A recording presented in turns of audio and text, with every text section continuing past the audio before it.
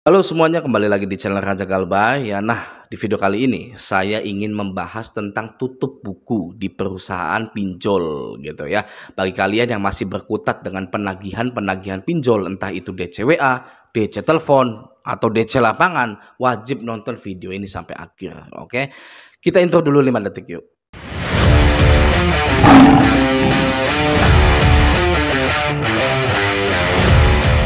Nah, seperti yang kalian tahu, sekarang kita sudah memasuki penghujung tahun ya, yang mana artinya perusahaan-perusahaan finance seperti bank, leasing, koperasi, dan pinjol sedang gencar-gencarnya mencapai target akhir tahun perusahaan gitu ya. Semua karyawan finance sedang dalam posisi yang tertekan, baik itu divisi marketing atau pemasaran, divisi pemberkasan juga atau administrasi, dan divisi collection atau penagihan gitu ya. Semua karyawan finance sedang dalam tekanan ya. Contohnya divisi marketing akan memberikan diskon-diskon akhir tahun gitu ya. Potongan-potongan akhir tahun agar produknya terjual melebihi target yang ditentukan gitu. Dan divisi administrasi dituntut untuk merapihkan dan melengkapi berkas-berkas dari awal Januari hingga akhir tahun. Oke. Nah, divisi collection ini ya atau divisi penagihan gitu, akan gencar-gencarnya menagih nasabah yang masih menunggak, bahkan yang belum menunggak pun dihimbau untuk membayar sebelum jatuh tempo gitu ya. Kalau kita menunjuk perusahaan mana yang paling sibuk saat akhir tahun, pastinya perusahaan finance atau lembaga jasa keuangan gitu ya. Nah, saya banyak sekali menemukan praktek-praktek penagihan yang dilakukan oleh pinjol yang sangat tidak beretika ya. DC-DC pinjol ini sampai ikut-ikutan gabung di grup Facebook saya dan grup-grup pinjol lainnya gitu ya. Yang mana mereka memposting postingan yang bisa mendownkan mental Anda. Oke, contoh postingannya adalah mereka berpura-pura menjadi nasabah pinjol yang didatangi oleh DC lapangan pinjol ya. Dan cara penagihannya pun kasar ya. Mereka itu bilangnya cara nagihnya kasar ya. Teriak-teriak saat menagih, ditagih 5 orang gitu ya. Dan sampai bawa RT RW ya, wali kota, bupatinya dibawa gitu ya untuk mengklirkan hutang-hutang nasabahnya. Seperti itu ya postingan-postingannya gitu. Padahal tidak akan mau seorang RT RW itu ikut campur masalah hutang warganya. Ya kecuali ada keributan di situ. Gitu ya, pasti RT turun gitu ya. Oke.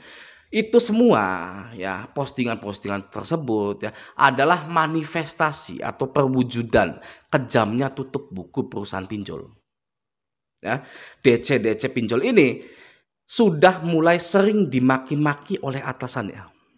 Ya, sudah sering mendengar nada yang akas di pagi hari.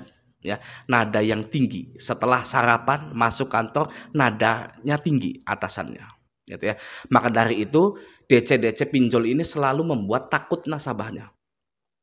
Oke, yang awalnya penagihan ini ya hanya menghina pribadi nasabahnya saja, seperti bayar hutang kau miskin ya, kalau miskin jangan utang, seperti itu ya, seperti itu biasanya gitu ya. Kalau tahu mau galbay jangan utang lah, gitu ya. Padahal yang nge-ACC orang miskin itu ya atau orang yang akan menggalbaikan pinjol itu ya pinjolnya sendiri ya. Ulah pinjol sendiri tidak menseleksi dengan ketat calon nasabahnya. Oke, ketika digalbaikan tidak terima. Ya, itu lucu. Seperti itu ya. Lalu ketika penagihan ya yang menghina pribadi nasabahnya itu tidak mempan gitu ya. DC-DC pinjol ini mulai beralih ke jalur hukum sebagai kalimat pamungkas dalam penagihannya. Ya, yang kalau nggak balas WA dianggap melarikan diri, ya, yang kalau tidak bayar ya, dianggap maling perusahaan, yang kalau banyak galbay dianggap mafia pinjol, ada pasal-pasalnya gitu ya. Pokoknya apapun yang kita lakukan kepada pinjol itu melanggar hukum bagi DC-DC pinjol ini ya. Sampai-sampai kita bernafas pun bisa jadi melanggar hukum menurut pinjol-pinjol ini. Ya. Lalu banyak YouTuber ya saya dan yang lainnya yang meluruskan bahwa hutang pinjol tidak dapat dipidana ya. Dan juga para nasabah-nasabah yang menonton channel-channel YouTube tentang galbay pinjol ini sudah mulai menyadari hal itu. Ya sudah sadar ya bahwa sudah teredukasi bahwa yang namanya hutang itu tidak bisa dipidana gitu ya. Nah, penagihan jalur hukum sudah tidak mempan ya. Muncul lagi akal picik untuk menakut-nakuti nasabahnya ya, dari DC pinjol ini ya. Yaitu dengan berpura-pura menjadi nasabah gitu ya. Nah, masuk ke dalam grup-grup pinjol seperti yang saya tadi ceritakan gitu ya. Berpura-pura jadi nasabah, masuk ke dalam grup-grup pinjol dan memposting sandiwara didatangi DC lapangan ya. Dan tidak hanya didatanginya saja, tapi menyatakan perlakuan DC lapangan pinjol yang beringas, teriak-teriak bahwa RT RW ya, bupatinya dibawa gitu dan lain-lain ya. Yang tujuannya untuk mendaunkan mental nasabah sehingga nasabah yang setengah jernih ya, nasabah yang setengah jernih pikirannya akan gali lubang tutup lubang ya, sehingga nasabah ini mencari uang dalam kepanikannya ya, kemanapun akan dicari, ke tetangga ya, bilang minjem uang, ke saudara, ke teman, melalui Facebook, melalui Instagram ya, DM teman jauh yang tidak pernah ketemu, nge-DM teman SD yang ketemunya hanya pada saat waktu SD saja ya, hanya untuk pinjam uang agar tidak didatangi DC pinjol.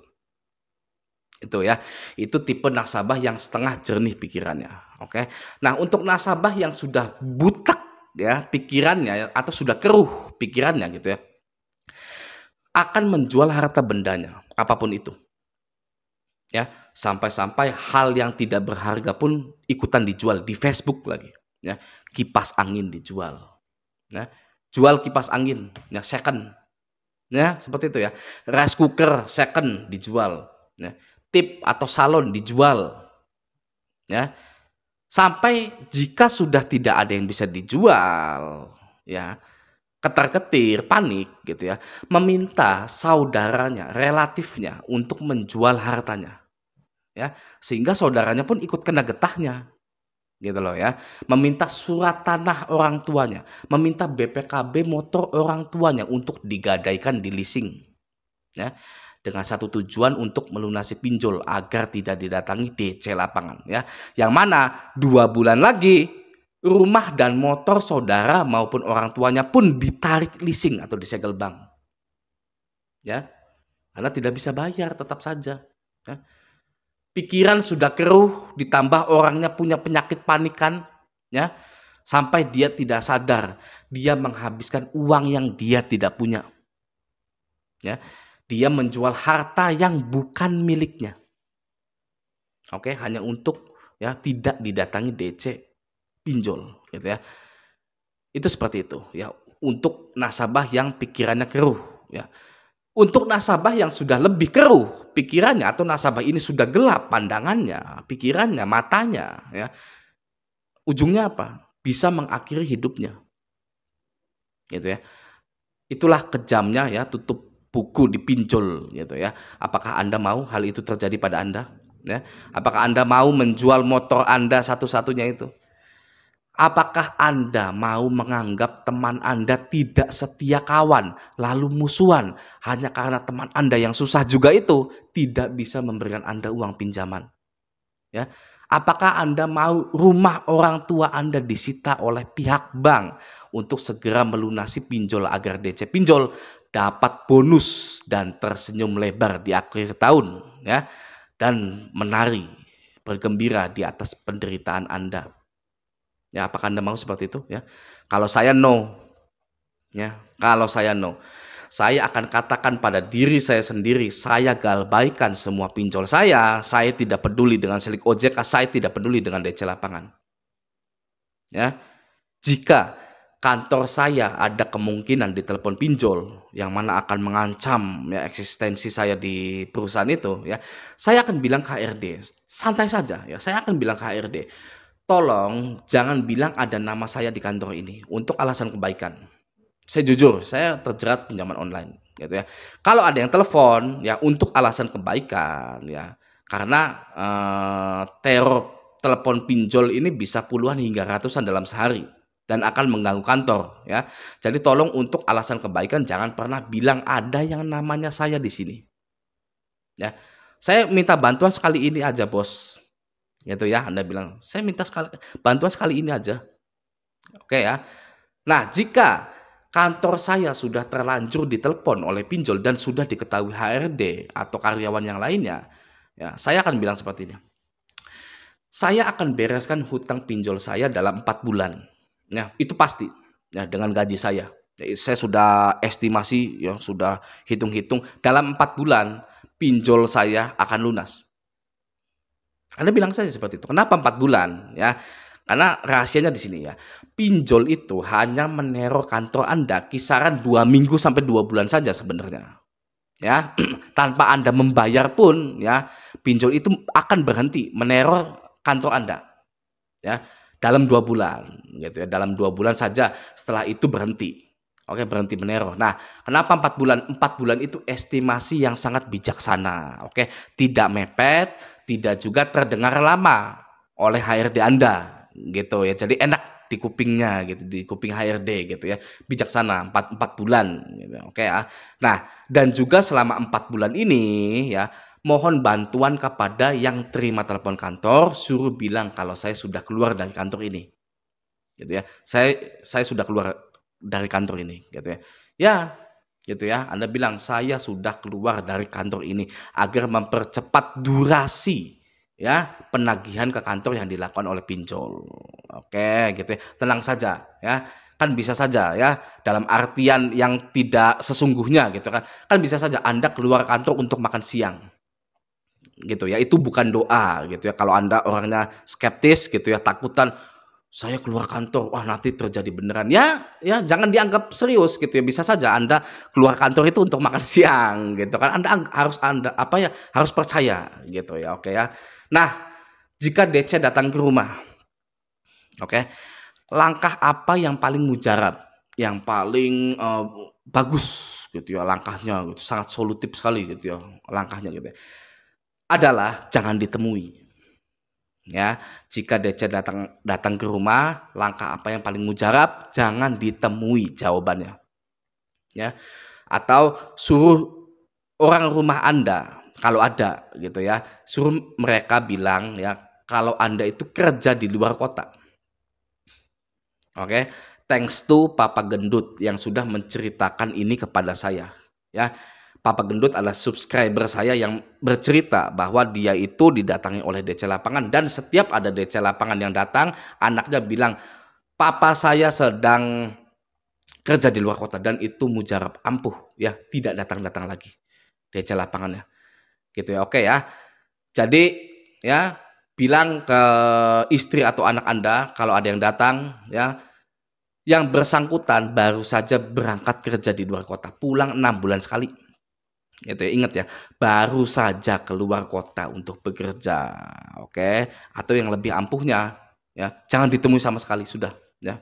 Anak Anda, istri Anda, sudah saja, suruh di rumah saja, diem saja, ya, jangan diladenin. Oke ya. Kenapa jangan ditemui sama sekali, gitu ya. Saya punya teman debt collector bank BUMN, ya, bukan pinjol, oke. Dia itu sering skip, dia akan men-skip nasabah yang jarang ada di rumah, ya.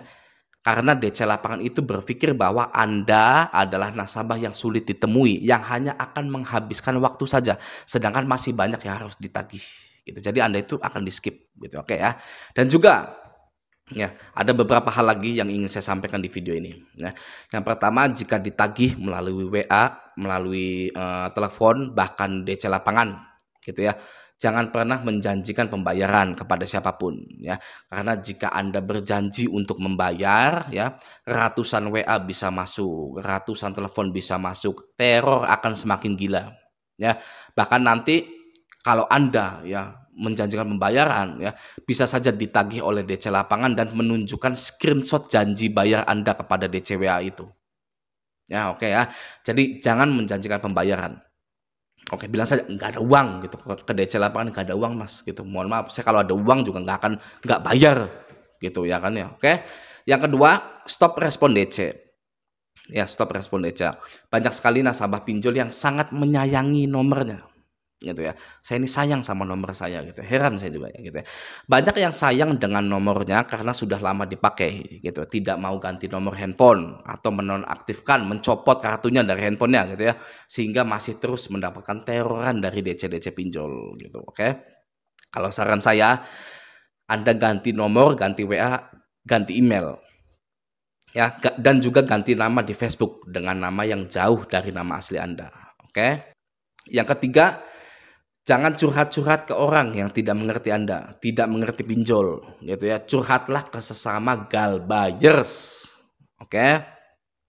Ya, curhatlah ke sesama galbayer.